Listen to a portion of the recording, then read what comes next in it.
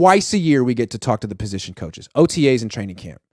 Other than that, you can never talk to. Remember when I first got on the beat and I wanted to do an interview with the quarterback coach, Jeep Chris, and it was just impossible. Like it was impossible. Like the head coach doesn't want you talking to his position coaches. I don't really get it.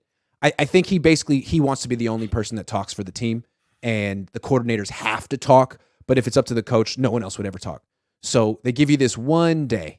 And the two people that stood out the most were Brian Griese and Bobby Turner. I'll talk about Turner later, but Brian Griese is just so interesting to me. Like, he calls a lot of attention to himself. Everyone, first of all, it's in the auditorium. You know the auditorium. If you've never been to the auditorium, it's where all the player interviews are. There's that podium, and then there's 20 rows of seats. They can fill up 500 people. So most of the position coaches go find a seat, and you just sit around them, and it's really informal, and they talk for a long time. Brian Griese walks in and looks at the seats, and none of the seats are good for him. So he walks past and goes all the way to the back of the room and finds this wall and kind of leans up against it sideways like this with his arms crossed, and then looks over his shoulder and does an interview like this. Yeah, And it's like, very much like, I really don't want to do this. I really don't want to do this. And it's like, that's the kind of stuff that I really didn't like about Colin Kaepernick back in the day. Like, my issue with him was that, like, how you talk to the media. It's like, you don't want to do it. You're being difficult. You're being short. Like, there's no reason to do this. And it's like, Brian Griese acts that way. Like, you're not a player. I guess he used to do that when he was a player. He even said that last year. Like, he used to have a problem with the media. Now, man, you were media. You were an announcer at ESPN. They replaced him when his contract expired, and now he's a quarterback coach that doesn't seem to really want to talk about his job. That was very strange. Just his overall demeanor. I mean, did you see the interview at all? I watched it for a few minutes. Then I was so disgusted I turned it off. So Let me just say a few things about what I saw. He walked to the back of the room and he stood in a corner. What the hell is that about? And when you cross your arms, that's a defensive position. Very defensive. Or you're defending yourself, and you expect incoming when you do that. Yes. I'll tell you when I turned it off. Someone asked him some bland question about one of the quarterbacks. I forgot which one. And his answer was, he puts in the work. And to me, any time a coach says that a player does work or that the team works hard, it is meaningless. In fact, for the 1 or 2 seconds that they say it, I die because it's a waste of life when they say that. Yeah. It's not news if a player works hard. It's news if a player does not work hard. So to say a player works hard, you're saying, oh, he does what he's supposed to do. Move on, guy. Don't talk to me about that. The minute he did it, I turned him off, Iggy. Yeah, when you say, like, this guy's putting in the work, that means you have nothing specific to say. It's like you're avoiding the question, giving an evasive answer. Why would you give an evasive answer? You're the quarterback expert. Position coaches like to talk. You know you know football coaches. I mean, the ones that avoid answers are the head coaches because they have a whole agenda. But guys who coach offensive line, defensive line, they want to tell you about their craft. And he's going straight to, oh, he puts in the work. So again, this is not a true coach's coach. This is a guy who was a player and then a media guy, and then midway through his life decided he wanted to dabble in coaching and see how it would go. So he doesn't have that true coach's mentality of like, I'm a teacher, and if you're interested, I'll teach you right now. We could turn this into an hour-long symposium. Like, his attitude, get me the hell out of here. I'm still a player. Right, I'm still a quarterback. He's still answering as if he had a game and he threw 2 picks. And the thing about him too is he wants to talk about himself.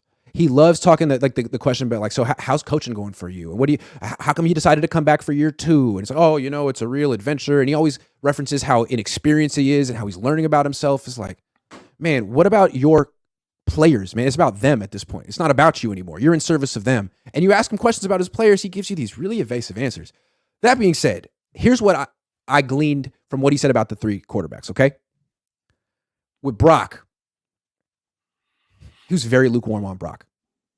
His attitude with Brock was, he's very emotionally mature, and you got to give him his poise. But he's essentially not as good as people think he is. He has a lot of improvement. He has a lot of improvement to do, and essentially from the pocket. That's what he was saying. Like, yeah. I mean, what he did was amazing, and he's so to be able to take over the team that's so a veteran and have that kind of poise. It's great, but he has a lot of improvement to do. That's essentially what he said, and I think that's how he feels. It's like, okay, dude. Then with Sam Darnold, he said essentially, anyone who knows anything about football can see what a good skill set Sam Darnold has. He just needs a stable environment like the 49ers. So when you hear people talking about this offseason, Sam Darnold's like the best thrower that the Niners have ever had, or Sam Darnold could really start.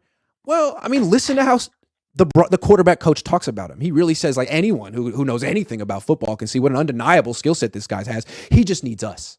He just needs our, okay. So he loves Sam Darnold. He seems like throwing a little bit of water on Brock Purdy. And then when he talks about Trey, all he'll say is, I'm really proud of him, man. Like he could have went in the tank last year. You know, that injury was gruesome. You know, he could have went in the tank. He could have slinked away and licked his wounds, but he didn't do that.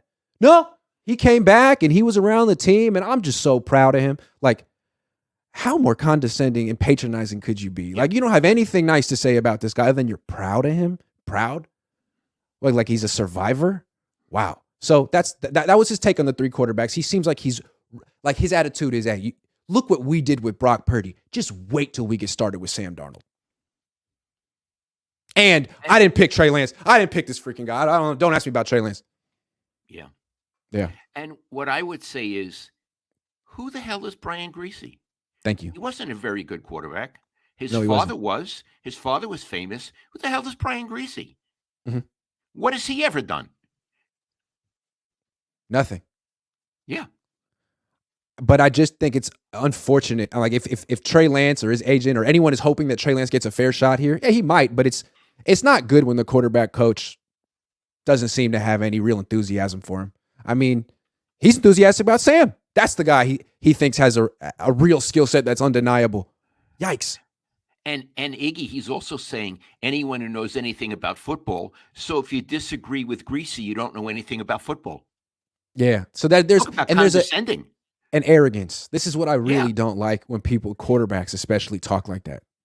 I really don't like that. So, Brian Griese, I'm a little skeptical about your whole thing that you got going on. I mean, your stock is up right now because of what Brock Purdy did last year, but how much of that was Brock and how much of that was you? Now, you were hired to coach Trey Lance, not Sam Darnold, not Brock Purdy. Like, are you throwing your hands up at that? Do you even want to coach Trey Lance? I'd like to know. I love it. I love it. So I wasn't very impressed with the Brian Griese performance. Then a few minutes later, Bobby Turner spoke. Bobby Turner's the running back coach. And what I want to say about Bobby, he's the opposite of Brian Griese. Brian Griese is evasive and doesn't really want to impart whatever knowledge he has onto you, the interviewer. Bobby Turner does.